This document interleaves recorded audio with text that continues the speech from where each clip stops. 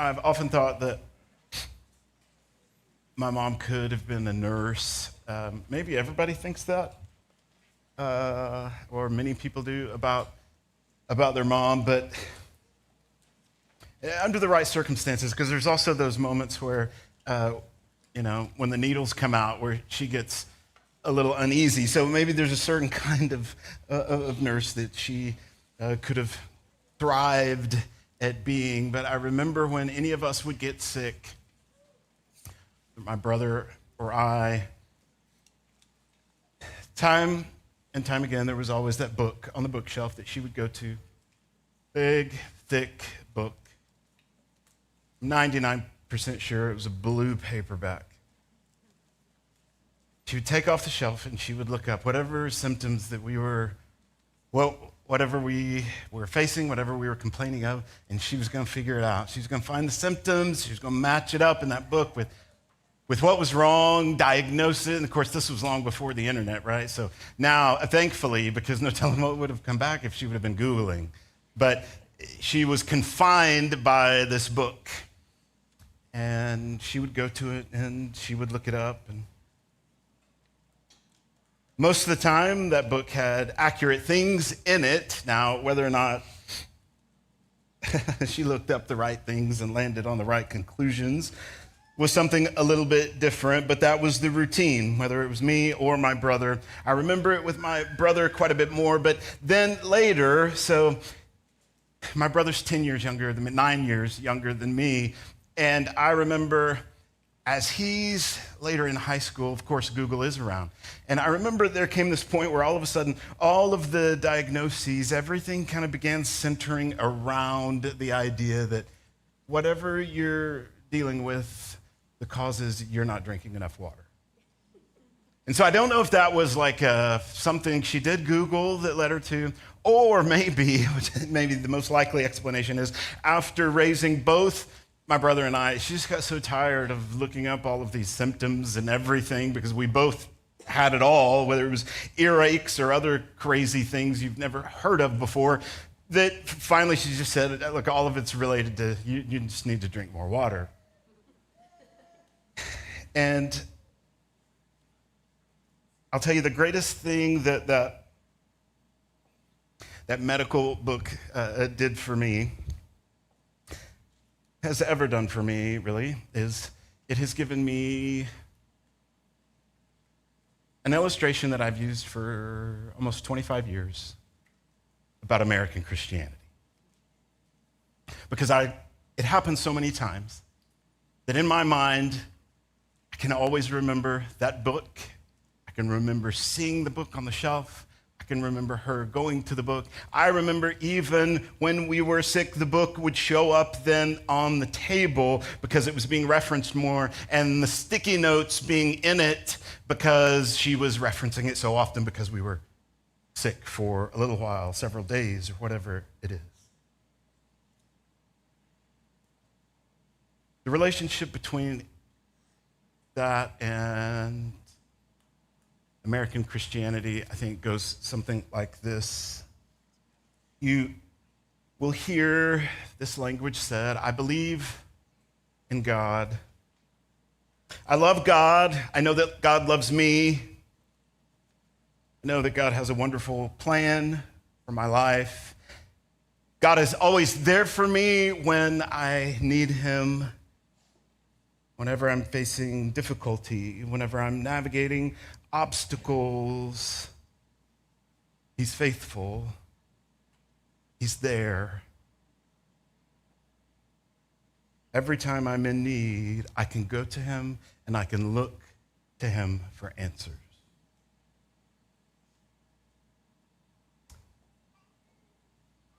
This is the physician's desk reference, if you will, version of Christianity, where we go to God, and our belief in God is this idea. It's all wrapped up in something that when I don't have the right answers to fix something myself, I have this book that I can go to, and I can look up a situation. I can pray and ask, or I can go to his word, and I can go to the concordance in the back. I can go to this reference, and I can see, okay, here's the situation that I'm dealing with now. How do I fix it? Okay, God is there for me. He's faithful.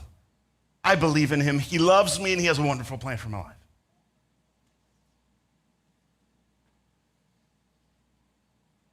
The result of this kind of Christianity and the result of this way of thinking is that it only sees a God, only recognizes a God who works amidst horrible circumstances.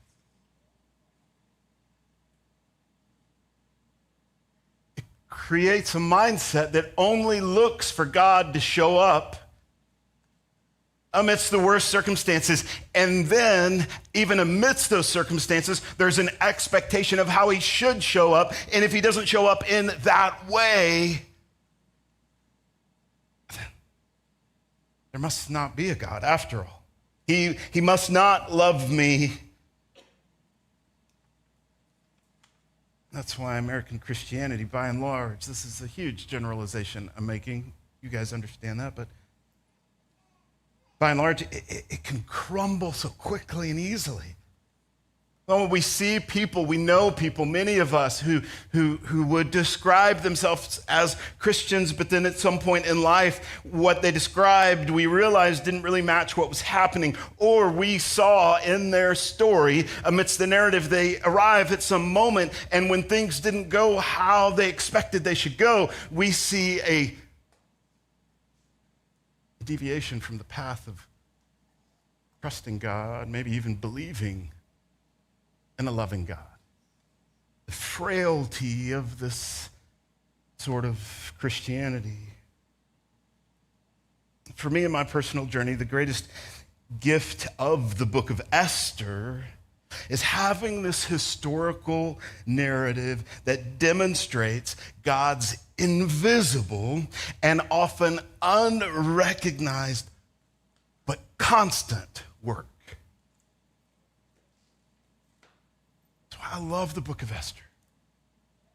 We have this amazing story that unfolds. Not only is it an exciting story, but it's one that demonstrates to us that when nobody realizes it, when nobody even knows where to look for it, that God is working and he is present amidst all the circumstances. Last Sunday, we read that Haman was sentenced to death on the same killing tower, that's what I call it, that he himself constructed in order to put Mordecai to death.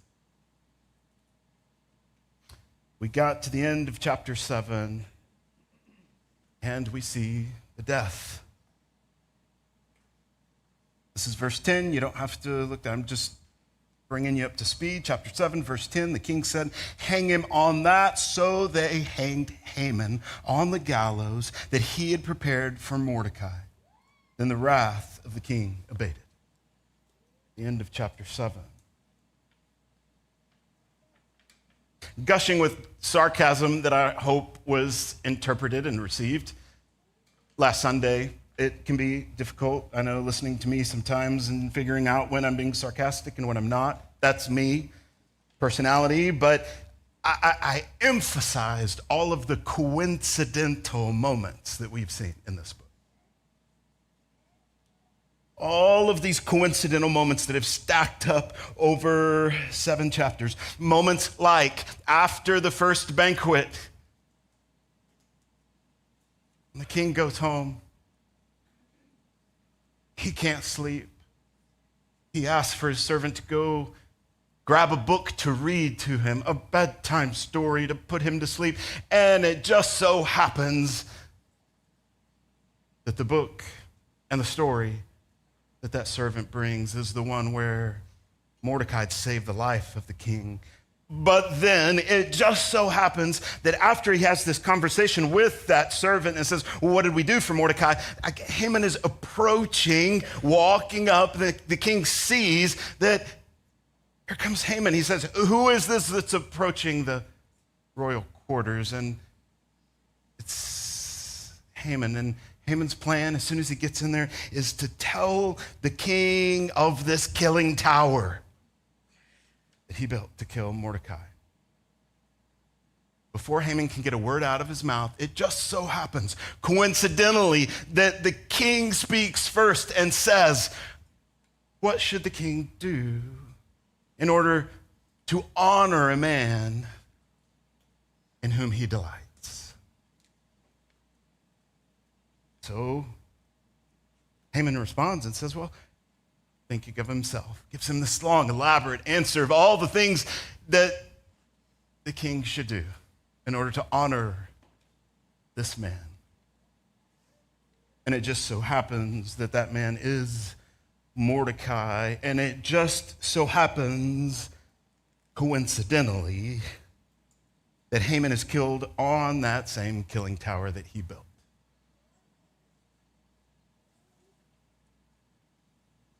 God's at work. In case you struggle with reading sarcasm, that was all sarcastic. There's no coincidental moments. It's God at work in amidst these invisible kind of circumstances where nobody looks up and says, okay, the Red Sea just parted. We know that that doesn't normally happen, so God did something. Okay, this is different. It wasn't an obvious way. It wasn't this huge, miraculous, visible kind of display. But God undeniably is working and doing something here amidst all of these moments, every circumstance. Everything that seemed to be working out in Haman's favor, leading up to chapter 7, all of a sudden switches gears. Final words of chapter 7 that we just read. The death of Haman. But there are still some loose ends that need to be tied up. They still need to come back to really the whole reason that Esther came before the king. So, chapter 8, verse 1. It says, on that day, King Ahasuerus gave to Queen Esther the house of Haman, the enemy of the Jews. And Mordecai came before the king, for Esther had told her what he was to her. And the king took off his signet ring, which he had taken from Haman, and he gave it to Mordecai.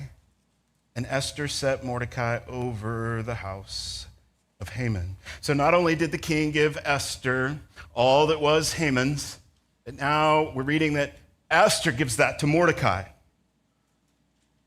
In addition to that, we're told that Esther is finally telling the king that her and Mordecai are family. That this is the man who, when she was orphaned, basically raised her. Verse 3, then Esther spoke again to the king. She fell at his feet and wept and pleaded with him to avert the evil plan of Haman the Agagite and the plot that he had devised against the Jews.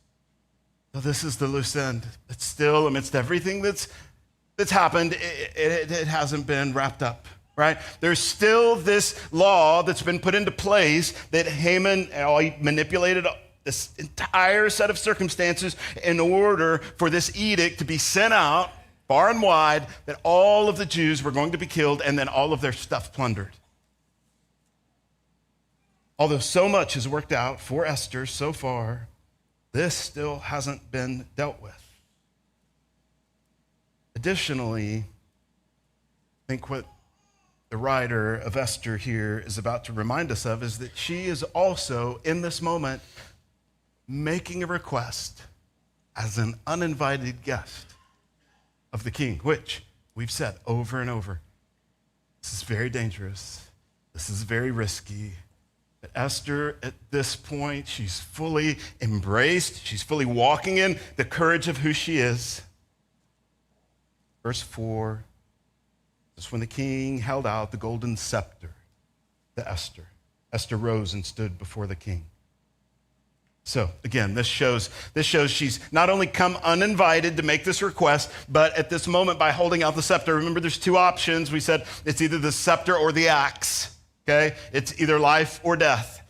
Him holding out the scepter means that she has come uninvited, she's taken a risk, but that the king accepts her in that moment.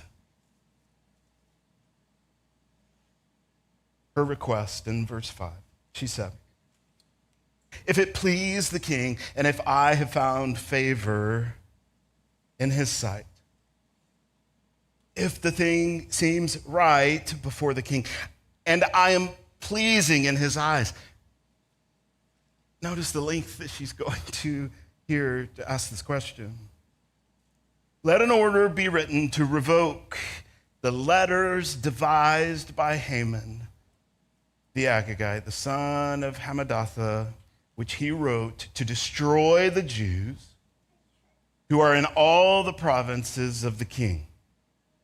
Verse 6, "For how can I bear to see the calamity that is coming to my people? Or how can I bear to see the destruction of my kindred or my fellow Jews?" So what Esther's asking here is, can you revoke? Can you do something about this edict that has named a date, specific date,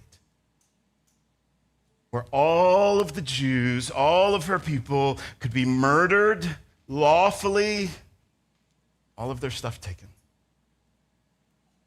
He said, is there anything that we can do about that? And that's why she builds up to it the way she does. I don't know about you guys, but I remember as a kid trying the strategy with my parents. If it was a big ask, like I wanted to do something and I really wanted to do it, I remember doing something not that different than Esther here. You buttering them up before you make the clothes, right? That's what she's doing. If it pleased the king, and if I found favor in his sight, and if the thing seems right before the king, and I am pleasing in his eyes, let an order be written to revoke the letters. Verse 7, king responds. King Ahasuerus said to Queen Esther and to Mordecai the Jew, "Behold, I have given Esther the house of Haman. They have hanged him on the gallows because he intended to lay hands on the Jews. But you may write as you please with regard to the Jews, in the name of the king, and seal it with the king's ring. For an edict written in the name of the king and sealed with the king's ring cannot be revoked." This is an interesting answer from the king. He's in a little bit of an interesting situation in that, if you notice what he's saying is, you know that first edict or law? There's nothing that we can do to now take that away. No one can revoke an edict from the king. And what he's saying is also that he can't revoke an edict that he placed, he put into action, he made into law. But what he can do is he can put another one right next to it, which the verbiage contradicts the first one. So basically what would happen in this situation is you're not going to be breaking the law if you do something that the first one says, but it's obvious that he wants you to do the second. It's a very weird sort of political climate, the way his hands are tied here, but he says to Esther, hey, you write whatever you want. I'll seal it. It'll come from me. It'll be just as powerful as the first one, but at the same time, it doesn't make the first one go away. An edict written in the name of the king and sealed with the king's ring cannot be revoked. So he's agreeing to her request. He's responding positively. He's telling her to write it however that she wishes, and he will endorse it, but both of the decrees will be actionable. Verse 9, the king's scribes were summoned at that time. The third month, which is the month of Sivan, we'll talk about what this means here in just a minute, on the 23rd day. And an edict was written according to all that Mordecai had commanded concerning the Jews. To the satraps, to the governors, and the officials of the provinces from India to Ethiopia, 127 provinces, to each province in its own script, and to each people in its own language, and also to the Jews in their script and their language. The first time this edict was written, we saw an emphasis on how it went out to everybody. This time, again, we're seeing an emphasis on it going out to everyone. Everyone is going to see it. Everyone's going to hear it, and they're going to hear it in a way that they can understand. Verse 10, and he wrote in the name of the king Ahasuerus, and he sealed it with the king's signet ring. Then he sent the king's servants. Then he sent the letters by mounted couriers riding on swift horses that were used in the king's service, bred from the royal stud, saying that the king allowed the Jews who were in every city to gather and defend their lives. So this is the content of this counter edict. All of the Jews, they can gather together, they can defend themselves. Also destroy, to kill, and to annihilate any armed force of any people or province that might attack them. That language is the same language that was in the first one. That's why it says that the way that it does. It's going to perfectly counteract that first edict. Children and women included, and to plunder their goods. On one day, throughout all the provinces of King Ahasuerus, on the 13th day of the 12th month, which is the month of Adar. Verse 13, a copy of what was written was to be issued as a decree in every province, being publicly displayed for all peoples, and the Jews were ready on that day to take vengeance on their enemies. So the couriers mounted on their swift horses that were used in the king's servants, rode out hurriedly, urged by the king's command, and the decree was issued in Susa, the citadel. So, a lot of details that are there. The details are there for a reason. The details are there to bring emphasis. Emphasis that was the best couriers, moving in the fastest manner, all using the most assured ways that everyone would be able to see and to know this edict. All of it exactly stating the opposite of what the first one did. This is 3 months for a time frame. This is 3 months after the first one. So the first one gave a year's advance. This one, 3 months later, got about 8 months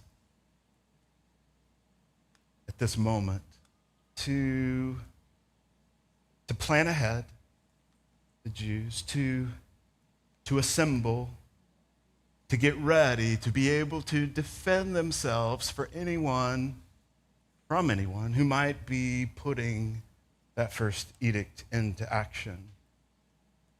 It's interesting, when the first edict was spread throughout the land, we see the reaction of the people that saw it and read it and heard it, and it was confusion, right? It was confusion because you remember the purpose of that, or the backstory to it was Haman was angry, and he was taking out his anger on Mordecai by writing this edict, having the king issue it. And so the people, as they received it, as they heard it, they were confused by it. Why?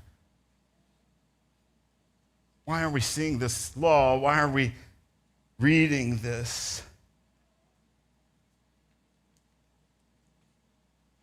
Of course, the reaction here is much different. The Jews were happy. Let's read. Verse 15. This is a lot of reading this morning. We're almost there. Then Mordecai went out from the presence of the king in the royal robes, in blue and white, with a golden crown and robe of fine linen and purple. And the city of Susa shouted and rejoiced. Hey, do you hear reaction being a little bit different? It's not confusion this time. The city of Susa shouted and rejoiced. The Jews had light and gladness and joy and honor. Of course, the Jews are excited about this, right? Verse 17, and in every province, this is very unique, and in every province and in every city, wherever the king's command and his edict reached, there was gladness and joy among the Jews, a feast and a holiday, and many from the peoples of the country declared themselves Jews. For fear of the Jews had fallen on them.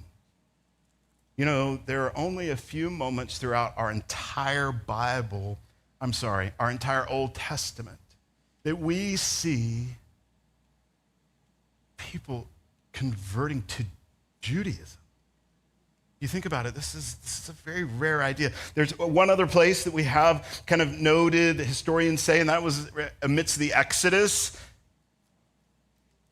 Maybe this happens, but the other one's here in Esther, that this event, all of the stuff happening was so big and put such a display on that the same fear, which is the fear of the one true God, right?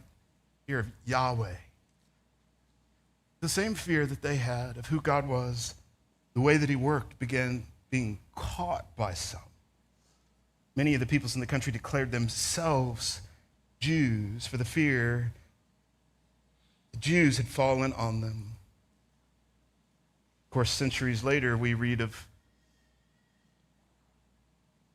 the New Testament church and people being changed, transformed by the gospel. But here in this moment, this display of God, people turning to Judaism because of what had happened here.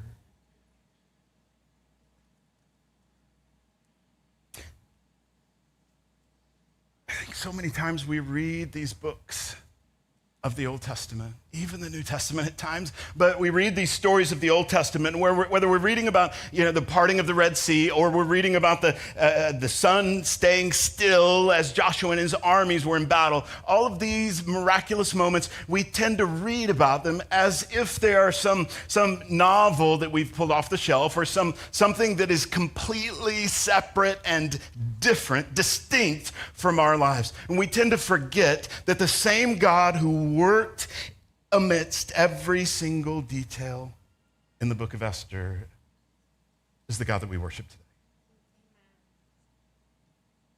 Same God who was working in all of these invisible ways, which accumulated to be some way that became recognized and visible by the language that we're seeing here in chapter 8.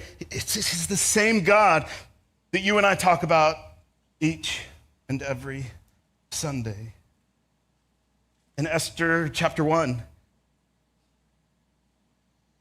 we talked about although not being able to get our minds around it, we recognized there was a moment there when those women were being paraded in front of all of those political and military leaders as objects of entertainment, objects of lust.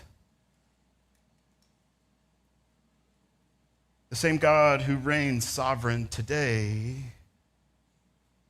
was on his throne in that moment. Later, we looked at that moment where Mordecai saves the king's life. But the king responds after Mordecai had just saved his life by looking at another man who was right there next to him, hanging out in the same place there near the king's gate, and he honors and elevates the other guy to a place of status. In that moment, the same sovereign God that you and I worship today was on his throne then. Then when that irrevocable law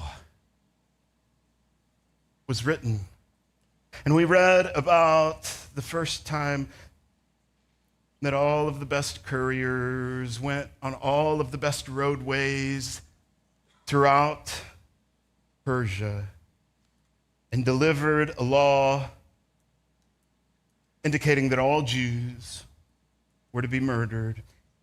It was our God who reigned supreme and sovereign on his throne.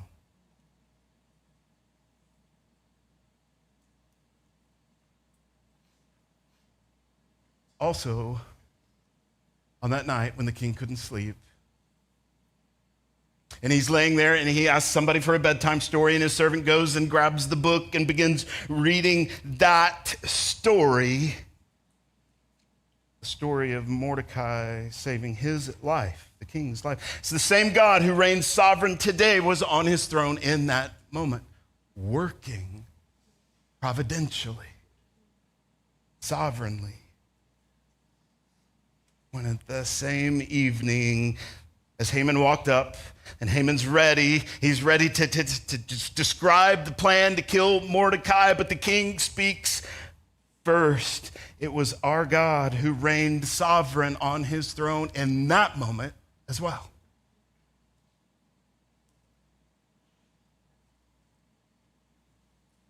In the moment that we found last Sunday, the king's put in that spot where he doesn't know what to do when Esther comes to him and asks for help, and he realizes that if he supports Haman, that's not the right decision, but if he tries to support Esther by changing the law, well, since it was in his name, he looks weak. Then he walks back in the room, and somehow, some way, Haman has stumbled toward Esther, and he says, "Oh, so you're trying to assault, you're trying to physically harm my queen in front of me? Now you're put to death." The same God who reigned on his throne amidst those crazy circumstances is the one that you and I worship, the one that you and I pray to, the one that we depend on here, now, and today.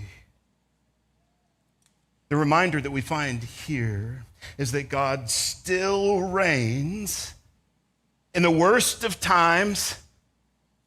He's working. Even when we can't see how and where, we can't imagine any way that he's working. This is a book and a story that reminds us that he is working.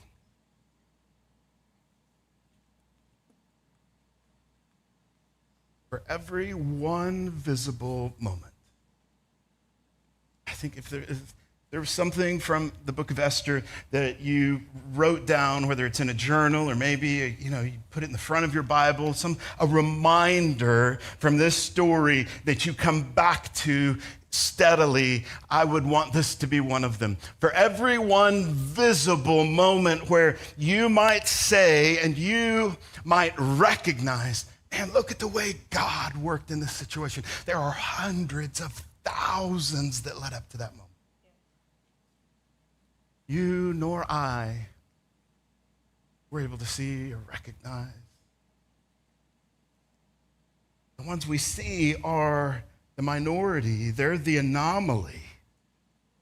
God is present and work, especially when our eyes can't see it and our minds can't imagine it. But just as important, when we are not in crisis, when we're not in that place of despair, when everything's not falling apart,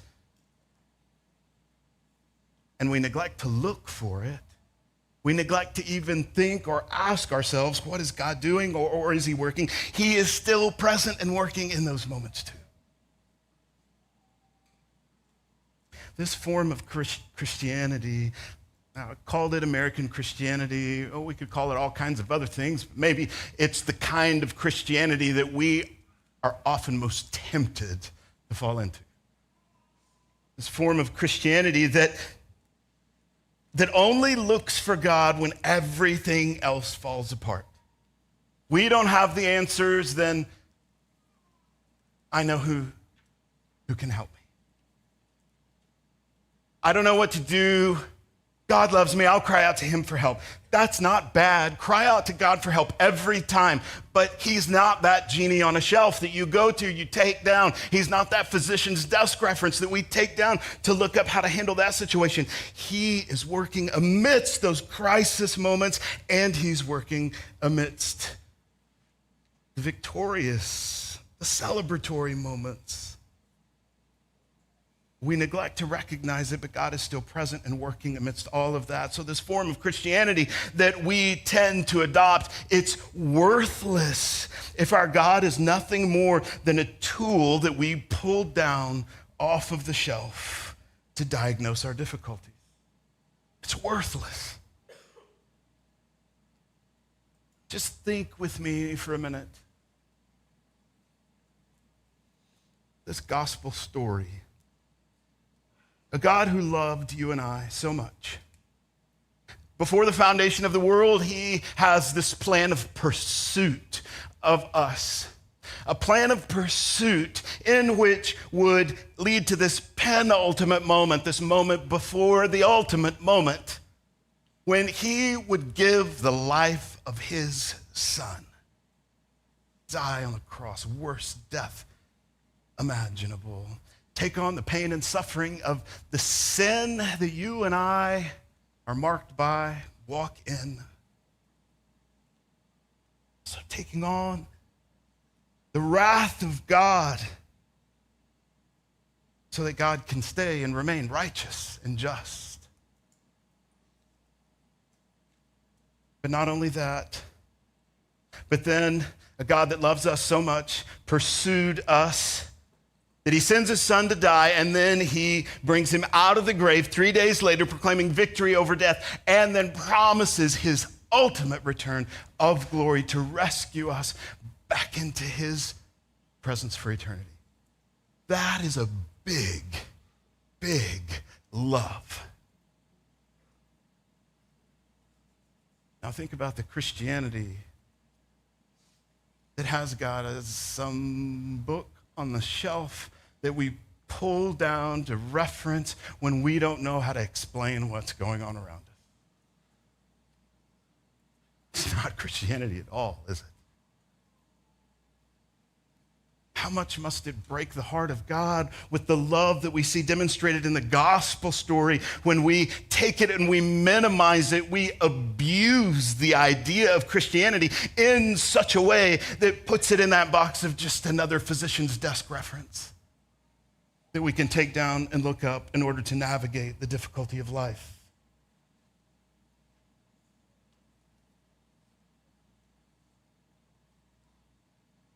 Question that I want to ask you. Are you navigating a wilderness season in your life? That's a very subjective question. I just want to acknowledge, because some of you might say, well, I know what so-and-so over here is going through, and they're going through things that are far worse than I am. Okay. We can agree on that and we can move forward. Are you in your life, based on your experience of where you are, going through a wilderness season in life? Then the truth that we find amidst the character of God displayed in the book of Esther is that the God of yesterday, today, and tomorrow is reigning sovereign on his throne and at work in countless ways. Maybe some of those are visible and recognizable, but assuredly most are invisible ways he's working.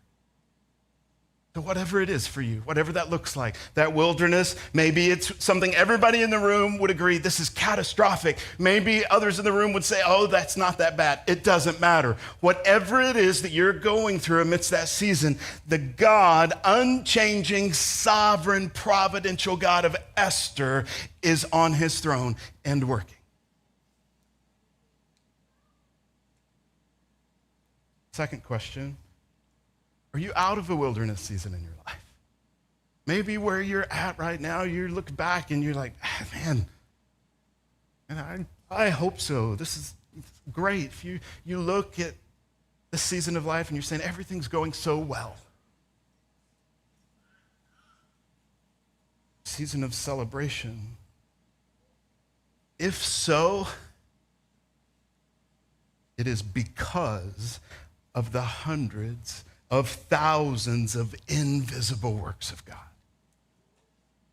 If so, it's because he is still working while reigning on his throne, and he wants to be known by you. Even amidst those seasons, he doesn't want to sit up on a shelf. He doesn't want to wait until everything falls apart.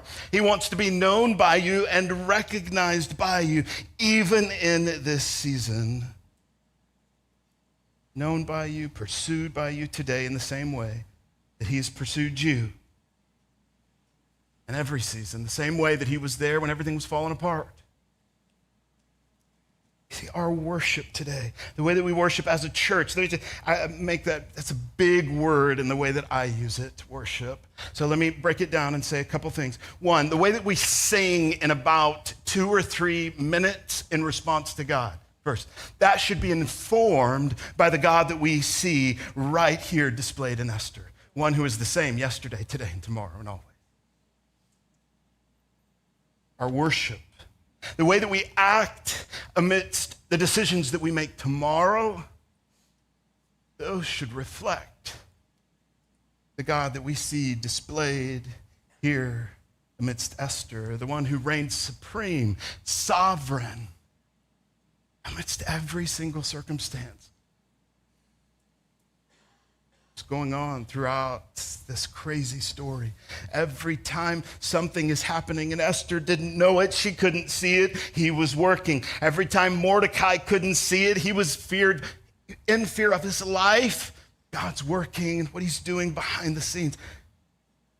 Our worship today should be fueled by this truth that our God reigns over all things for all times, yesterday, today, and tomorrow. I want to invite you to bow your head and close your eyes.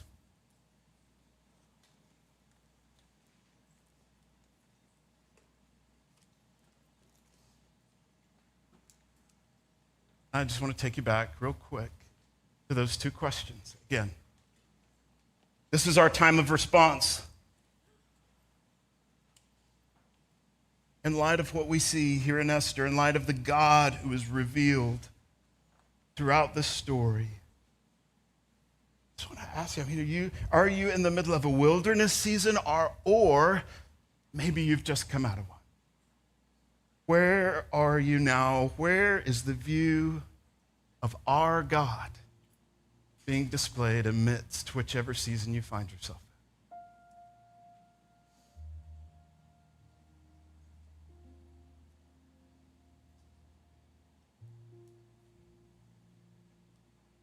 Is he up there on the shelf because everything's okay?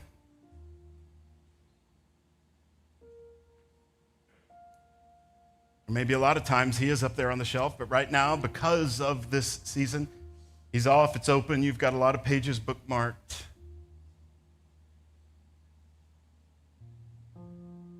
Either way, that's not the God that he desires to be in our lives. He's pursued you, he's pursued me to have a relationship with us. Not a fair weather friend, a relationship. The gospel is about a life rescued. Not wisdom in this circumstance or that. A life rescued, a relationship lived in. Father, I ask this morning as we just respond to who you are, your word.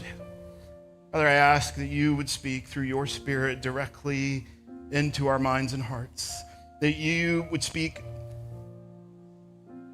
in such a way that gets past the callous, it gets past maybe the wrong beliefs that we have, maybe the habits that have just accumulated over years and years.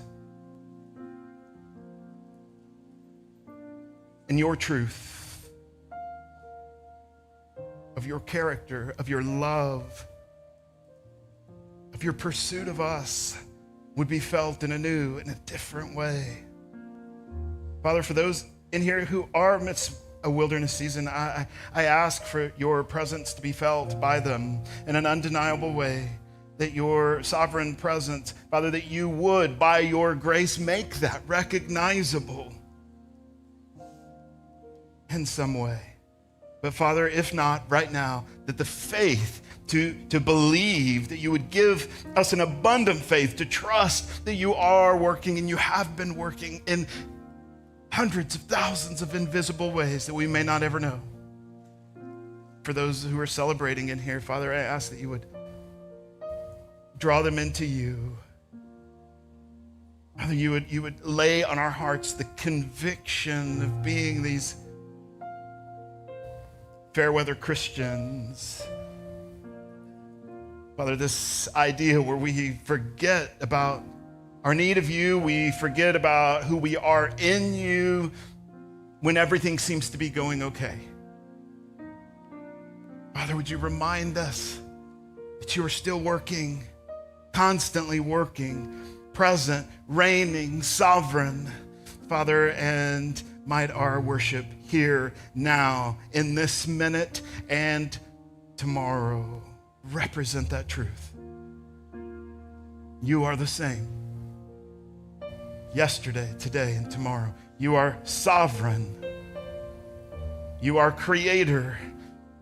You are over all things. You sustain all things. You hold us in the palm of your hand, and you carry us through every single circumstance of life.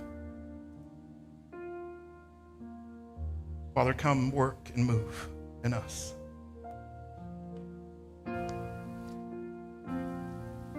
If you've placed your faith in Jesus, you are invited to come to these communion tables this morning. We do this every week, not out of habit. We do so as an act of worship. You come and you take the cup, which represents his blood that was shed for you, bread representing his body broken for you, and every time you approach these tables, you do so proclaiming his death until he returns in glory.